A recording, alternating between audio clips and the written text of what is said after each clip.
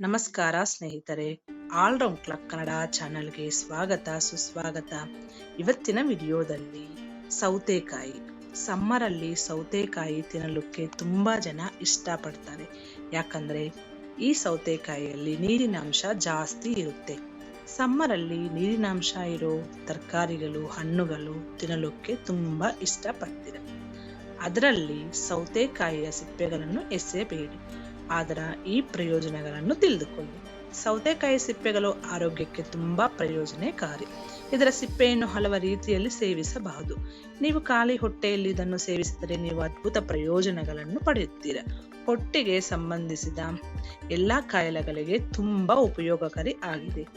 ಈ ಸೌತೆಕಾಯಿ ಬೇಸಿಗೆಯಲ್ಲಿ ತಿಂದ್ರೆ ತುಂಬಾ ಒಳ್ಳೆಯದು. ಎಷ್ಟು ಜನಕ್ಕೆ ಈ ಸೌತೆಕಾಯಿ ಅಂದ್ರೆ ಇಷ್ಟ? ಕಮೆಂಟ್ ಮಾಡಿ. ಜನರು ಬೇಸಿಗೆಯಲ್ಲಿ ಸೌತೆಕಾಯಿಯನ್ನು ತುಂಬಾ ಇಷ್ಟಪಡುತ್ತಾರೆ. ಇಂದಿನ ಬಿಡುವಿಲ್ಲದೆ ಜೀವನದಲ್ಲಿ ಜನರು ತಮ್ಮ ಆರೋಗ್ಯದ ಬಗ್ಗೆ ಕಾಳಜಿ ವಹಿಸುವುದನ್ನ ಮರೆತು ಬಿಡುತ್ತಾರೆ. ಸೌತೆಕಾಯಿ ಸಿಪ್ಪೆಯನ್ನು ಎಸೆಬೇಡಿ. ಅವುಗಳಿಂದ ನೀವು ಅನೇಕ ಪ್ರಯೋಜನಗಳನ್ನು ಪಡೆಯುತ್ತೀರಾ. ಹೊಟ್ಟೆಗೆ ಸಂಬಂಧಿಸಿದ ಸಮಸ್ಯೆಗಳು. ಸೌತೆಕಾಯಿ ಸಿಪ್ಪೆಗಳು ಆರೋಗ್ಯಕ್ಕೆ ತುಂಬಾ ಪ್ರಯೋಜನಕಾರಿ. ಇದರ ಸಿಪ್ಪೆಯನ್ನು ಹಲವು ರೀತಿಯಲ್ಲಿ ಸೇವಿಸಬಹುದು. ನೀವು ಖಾಲಿ ಹೊಟ್ಟೆಯಲ್ಲಿ ಇದನ್ನು ಸೇವಿಸಿದರೆ ಅದ್ಭುತ ಪ್ರಯೋಜನಗಳನ್ನು ಪಡೆಯುತ್ತೀರಾ. ಹೊಟ್ಟೆಗೆ ಸಂಬಂಧಿಸಿದ ಸಮಸ್ಯೆಗಳನ್ನು ಹೋಗಲಾಡಿಸಲು ಇದು ತುಂಬಾ ಉಪಯುಕ್ತವಾಗಿದೆ. ಸೌತೆಕಾಯಿ ಅಂದ್ರೆ ತುಂಬಾ ಜನರಿಗೆ ಇಷ್ಟ. ಯಾರಿಗೆ ಇಷ್ಟ ಇಲ್ಲ ಹೇಳಿ?